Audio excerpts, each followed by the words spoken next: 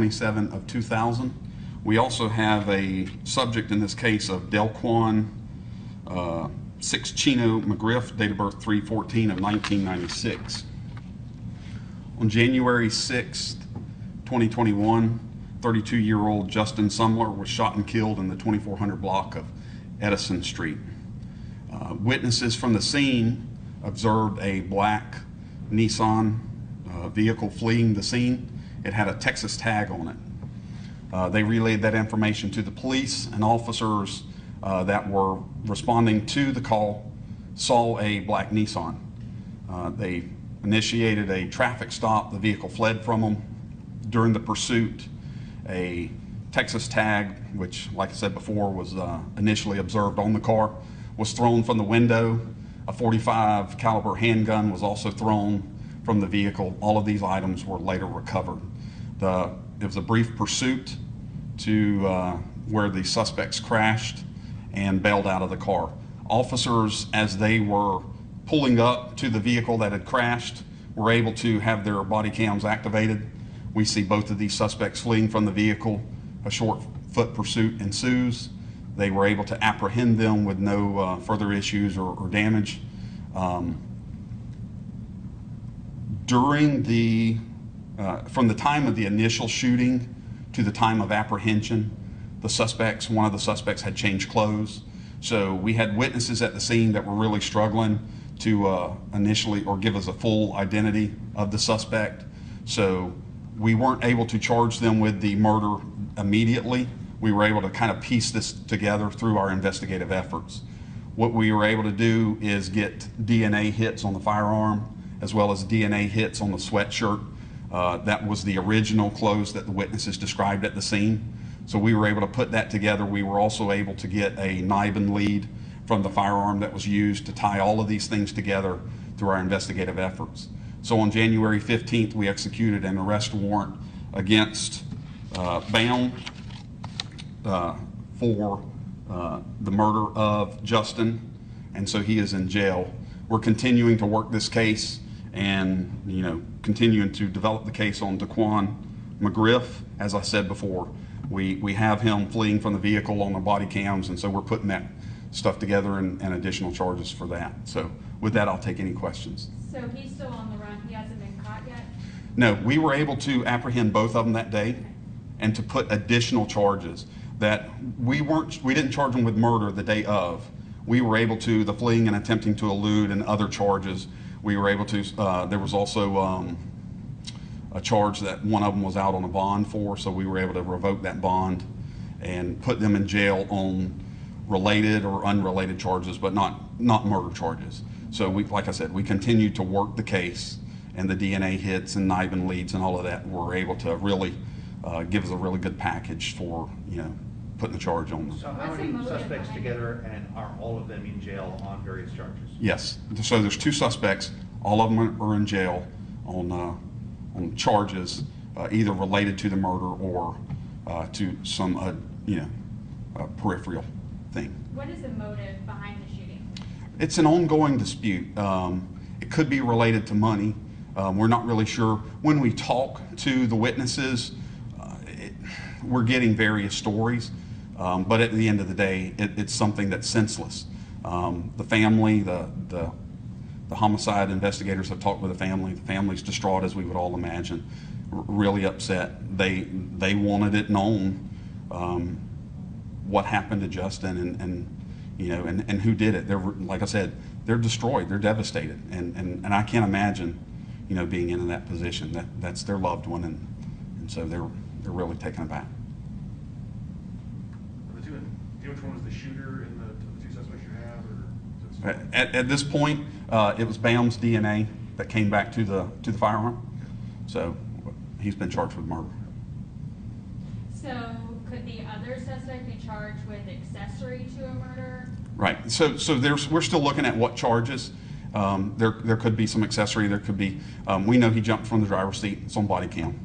We're still looking at what litany of charges he'll face. Are y'all looking for any other suspects? There's no outstanding suspects that we're aware of at this time.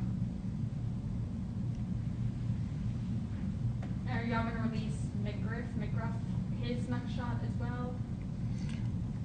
We can.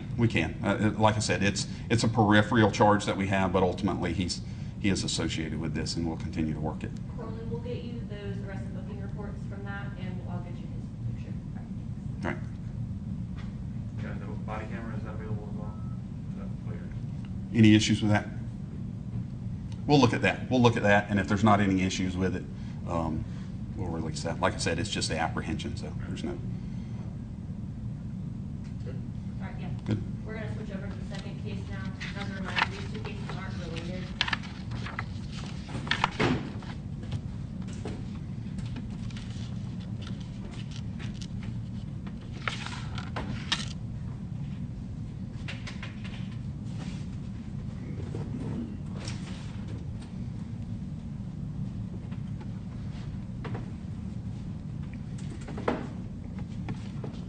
Is everyone ready?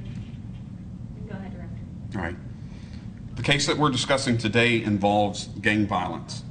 In this case, our suspects are Terrence Smith, date of birth 2/24 of 1991, Keon Foster, date of birth 7/18 of 95, Jakari Jones, date of birth of 1/13/2002. On December 3rd, around 7 p.m., Officer Jose Garriga was working off duty at an apartment complex on Cleveland Road. He noticed a newer model Toyota pull into the parking lot. Officer Garriga is assigned to our gang unit, and day to day his responsibility is basically tracking and working the gangs in what we call Zone 2 Arlington Southside area. As he was working off duty at this complex, he noticed that 3 of his gang members from the Southside or Arlington area were pulling into Cleveland Road. He knew that they typically aren't over there, and he knew that the driver had a suspended driver's license. So he develops probable cause for a traffic stop, attempts to stop them as they leave the area, and they accelerate at a high rate of speed, trying to avoid Officer Garriga.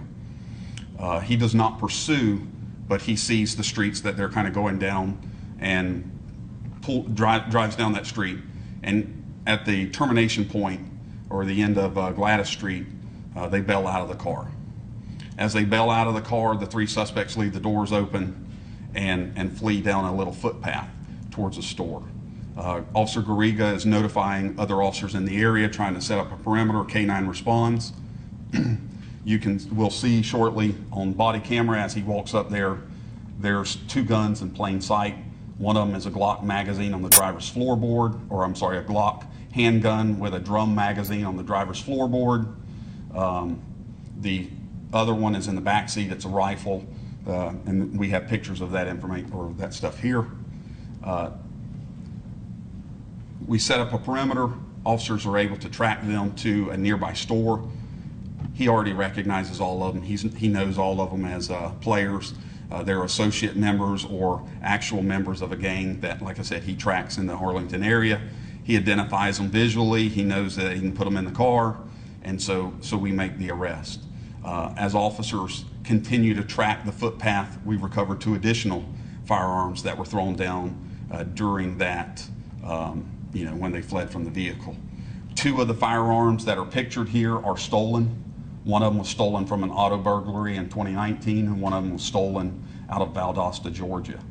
So, I mean, we talk about community engagement all the time, and many times that people talk about how that is officers getting out of their car, introducing themselves to the public, and getting to know our community. Well, this is a great example here of community engagement as well. Officer Garriga is keenly aware of these individuals coming into a neighborhood to prey on the citizens that are there. He recognizes something's wrong with this picture. Like I said, it's a gang members that are really outside of their territory. Not really sure what they intended to do. They're not forthcoming. They're not providing us with that information. But they've got 4 loaded firearms. One of them, when it was initially recovered, has a round that's jammed into the action. We call it a stovepipe, but basically it's where the round, it's either been racked or fired, and the gun didn't fully eject the casing. So, there's no telling what his proactive police work prevented on that particular day, but these are 3 gang members that are armed and preying on our community, removed from the streets. So with that, I'll take any questions. Well, actually, let's go to the video, and then I'll take any questions. And I'll narrate through that. So this is at the termination point that I mentioned. This is Officer Garriga's body camera. He's looking around, making sure the suspects aren't there. You'll see his radio in a second because he's calling in to other officers. And right there is the Glock firearm with the drum magazine and the floorboard. He's still notifying the officers, like I said, setting up the perimeter, calling in K9, a lot of things going on. He sees the rifle in the back seat.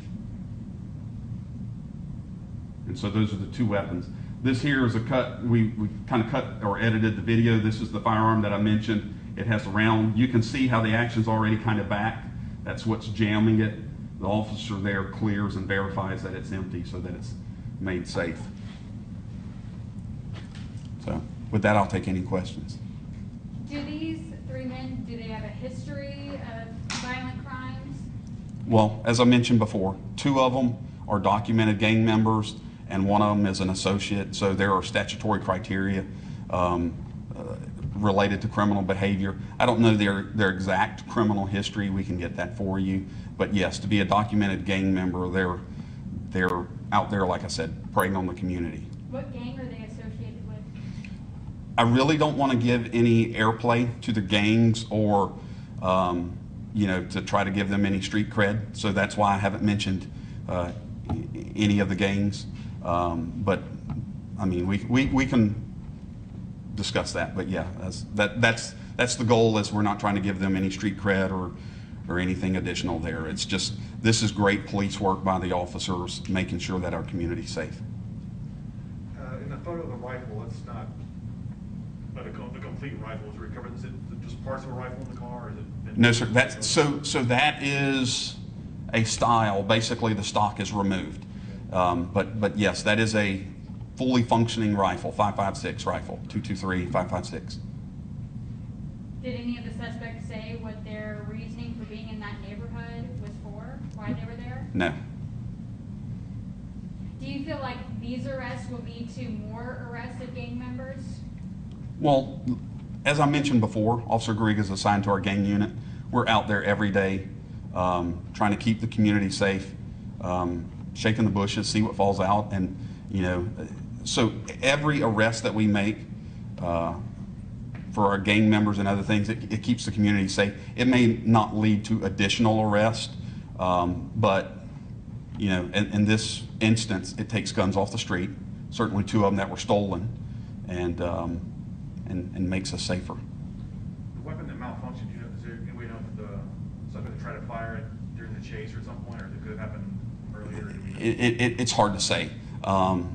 Officer Garriga did not mention anything about a discharge of a firearm or somebody shooting at him or anything like that. So most likely that did not occur. Did it occur prior to his interaction with him or something like that? I can't say, or I don't know what their schedule was that day or what those jokers were doing. But obviously, at some point in time, they did something to jam it. Was it a spent round? The round been I don't know. We watched the video. There wasn't a notation of it, so we watched the video trying to figure that out, and we couldn't exactly pinpoint that down. But it's you've done something to otherwise jam it. And the modifications to take the stock off the rifle, is that legal? Does that lead to another charge, or is that? It potentially could, in regards to the barrel, the barrel length and stuff like that. But I don't believe that it's a short barrel rifle or anything like that below that. So Okay, at this point in time, it's not an additional charge. But Thank you, Director. thank you.